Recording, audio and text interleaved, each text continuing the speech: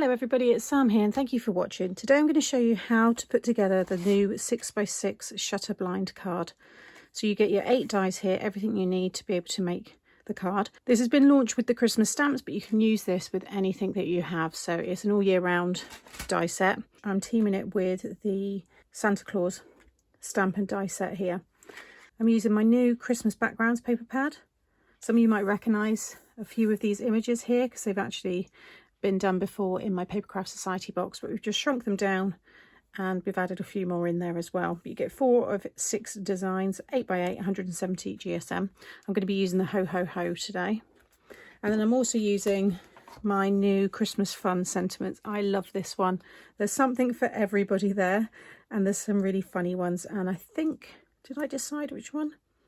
Yeah, I'm going to be using this one. Sometimes I wish everyone was naughty, because it goes really well with Father Christmas checking his list. So first of all, I've got some white card and I've cut the main one here. And you'll see it will cut this shape. And then you've got score lines down each side. And what I always like to do is just go over the score lines with your scoreboard. You don't have to, but if you're using a heavyweight card, this is a 300 GSM, then this is just going to help fold it. So just go back over those. Then you want to cut yourself one of these ones with the slots, and then you've also got it just as the frame. So you want to cut one of those. And then you want to cut one of the small one of this little tab, and then 3 of the larger one. You want to cut this one here. This is just your little stopper. And then you want to cut one of this one here. This one is for your pattern paper layer. Now the thick part is at the top, so if you're using a directional paper or something with a script like I've got here, make sure you cut it the right way. A lot of people will probably think to go and do it this way, but it's actually that way. This way would make a nice Polaroid. So if you want to have, use this for something different on a 6x6 card, cut this in white this way, and then you can stamp a message, and then you can pop an image or a photograph behind here. First of all, we want to grab this one here, and you want it so that these slots are pointing down, and you're going to slot both of these pieces behind here. Now what I find easiest to do is to kind of bend them both, like push them both down. Do the top one first, so you can see, go over the top one and then push down to the bottom one. Make sure that bottom one there is completely flush. Okay, don't fold these yet because you want to stamp onto this, and it's better to stamp it when it's flat. So you want to take the 3 largest ones first. The small one's going to go at the top. You want it so that you've got your bar here at the bottom. You're going to pop this one in first of all and slide it, and make sure you butt it right in, so it's right up to as far as it can go. And then if you just add some glue onto the top there, and then just stick that down. Okay, and take the next one, push it in again, make sure it goes as far in as it can, and again add some glue to the top, and you should have them all line up perfectly with each other there. Make sure they run parallel, with each other, and that way it's all straight. Again, the next larger one, or the last larger one, and then you're going to do the same with the small one that goes right at the top.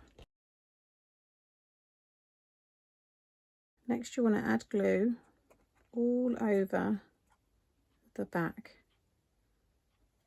Now I highly recommend a construction glue. This is the Collall Beacon 3-in-1. There's other construction glues. You want something that's going to dry solid, and then you're going to stick the plain one over the top. This is going to strengthen this pull tab so that you can pull it up and down really easily, and it also just neatens it up on the back. Make sure again it's completely lined up. Now some of you might have the Push Me Pull You stamp set, so you could stamp now the word pull at the top. You might want to put a little arrow there. You might have some of my past collections, but if you do have some of the coordinating stamps with this collection, in every one you'll have a little pull there. So I'm just going to, it's easier to do that now. And if you want to heat emboss this, maybe the pull tab is a different colour, then I would heat emboss it first before you stuck anything on, because if it's slightly warped, when you stick the back one on, that's going to flatten it and strengthen it and straighten it and all that kind of stuff. And I'm just going to stamp that one along the top there. Now with this one, what you want to do is just lift it up slightly and just run some glue. You don't need a lot, just a bead of glue down there, but make sure that that is pushed right down to the bottom there, and then just stick that. And then again on the other side, like so. Okay. Next we can stamp our images. In fact, you could stick this one down now as well. So you want to make sure that the thicker part is at the top. Don't worry about this gap here, because that is going to sit once you slot them all in over the top. Again, just going to use my stronger glue here. Now I want to stamp my images and colour them. So you have to do it when it's all together, just because of this particular style of card. So first of all, this piece is going to be the image that's going to be seen when you take it out of the envelopes. It's the first thing they see. When they pull this up, it will then be the other image. So I want to have Father Christmas checking his list, and then with his sack inside. So I'm just going to pop that in here, and with the one like this, you want to make sure that it's just centered within that square. I'm just going to ink that up. And if you've missed any spots, it's why stamping platform's really good. There we go. You can just go back over again. That one's stamped nicely. And then with this one, you just want to come a little bit further down, because a little bit of that will be hidden on the top.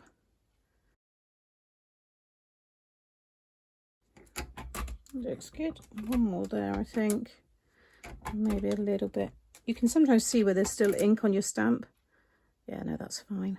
Okay, once you've got your stamping platform out, you might want to go ahead and stamp your other images. These are all in the set. I've already added my accent glaze, just because I wanted to have these ready for the video. I've used my coloured pencils to colour them in. I might add a little glitter, you know, some snow on there. You can see the snowballs.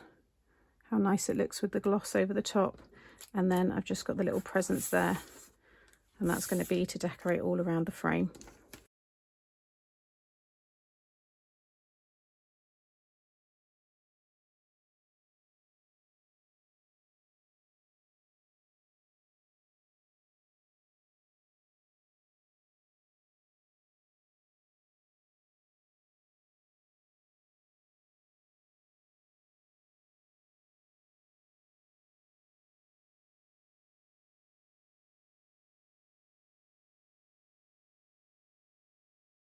So I've coloured everything in. Now you may want to colour, you may want to stamp it and then take it all apart. So don't even stick these pieces down, all those little tabs. Place them all in, stamp everything, even on here, then take all the pieces and colour them all separately.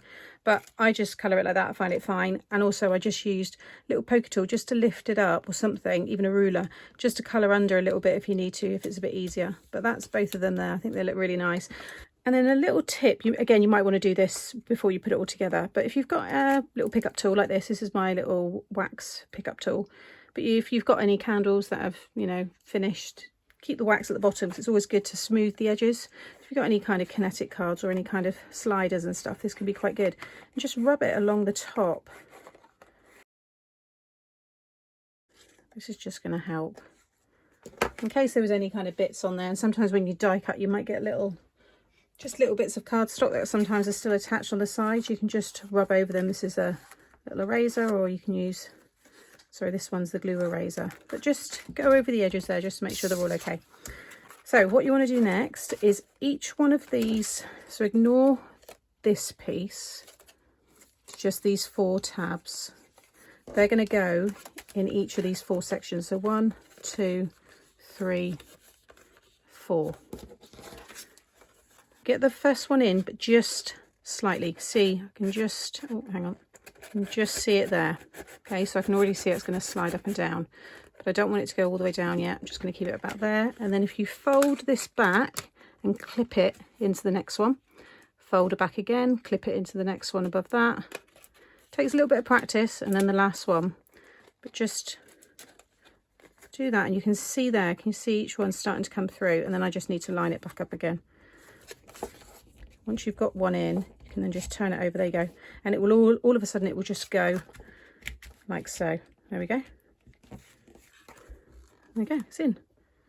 And then just do a test, so you kind of have to push it down as if it was stuck on the card, but you can see now I can pull that right the way up. You're going to put your stopper on in a minute, but then that will slide straight back down again. So now you can fold and burnish your score lines here, like so. And then you want to, again, just pull that up just until, always the bottom one, look at the bottom one.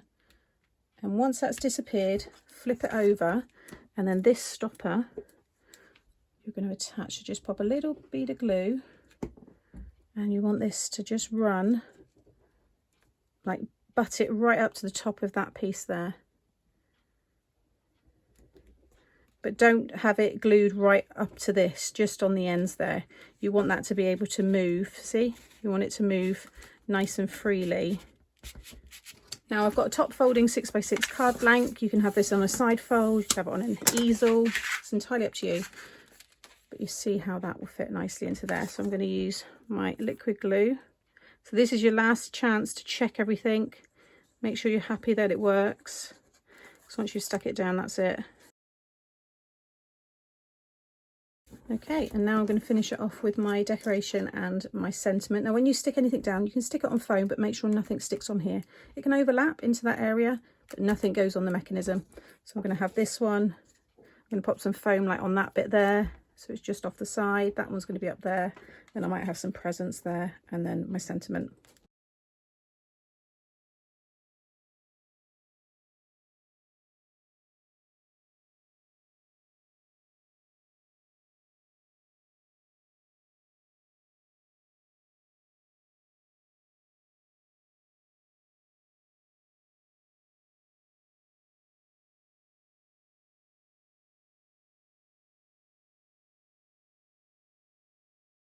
Okay, so there's the finished card. I've just added my sentiment along the top here. The sentiments are all long, thin, like layouts, because if you don't add your pattern paper, they fit nicely in this section and also along the bottom here as well. But you can also snip into them, so maybe snip it there, then have the everyone underneath, and then was naughty if you want a different layout. So I'll do that a lot with my stamps. I've got all the lovely decoration along the bottom there and all that shine from the accent glaze. And now when you open the card, you get that really cool image coming through. Now you can also have it so that this is, it could be like a curtain, so you could have floral paper here or a wood effect, like wooden shutters or something, and then you just open it and there's a scene there, a Christmas scene or whatever scene it is. Like I said, the dies can be used with anything, all occasions, all year round. We've just launched it with the Christmas ones, and there you go.